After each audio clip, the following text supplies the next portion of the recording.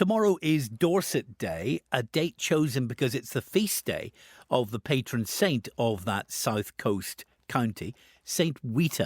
And remarkably, the remains of that Saxon holy woman have lain undisturbed in a church which has been a site of pilgrimage for Christians for more than 1,000 years, perhaps uniquely amongst English churches. Steve Harris has the story.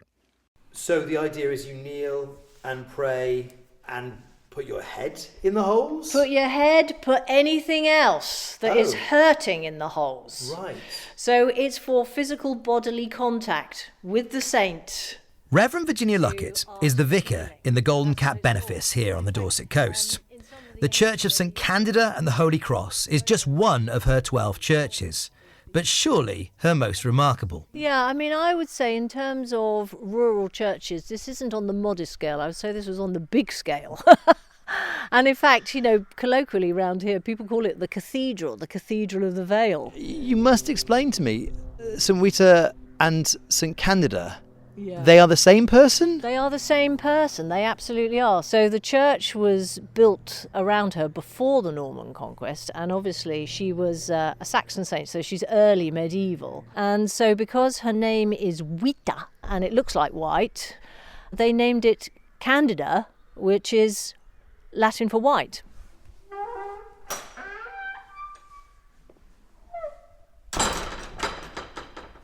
So here are the remains of St Wite, enclosed in a leaden casket surrounded by marble, and underneath there are these 3 oval holes, and inside dozens and dozens of pink, yellow and green and white prayer cards. This is a prayer from a child who is praying for their grandma and their grandma's eyes, grandma's sight. Because we have so many people visiting, we've taken to printing a batch of different coloured cards so that we know how old the cards are in the shrine. So this yellow one is our current colour. The fact that the remains of St Wite survived the Reformation of Henry VIII and Thomas Cromwell is what makes this place unusual in terms of C of E churches. How on earth they were not destroyed is inexplicable.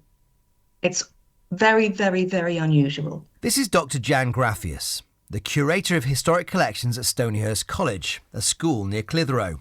She's an expert in relics because her Jesuit college, founded in the late 16th century, has its fair share of them. We probably got, 500? Gosh. Yeah, from across the UK, but also the relics that we have go back to the early days of the church. So we've got a piece of the True Cross, and we have 21 former pupils and teachers of our school who were executed for their faith, 3 of whom are now saints, and 10 of whom have been beatified.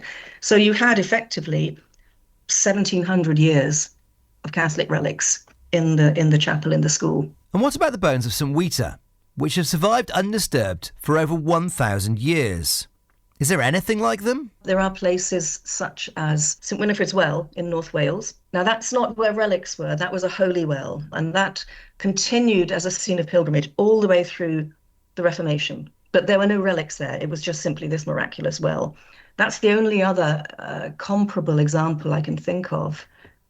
We returned a piece of the leg of St Thomas of Hereford to Hereford Cathedral about 20 years ago. Yes, but as far as St Wite is concerned, I don't know of another example, and it's highly unusual.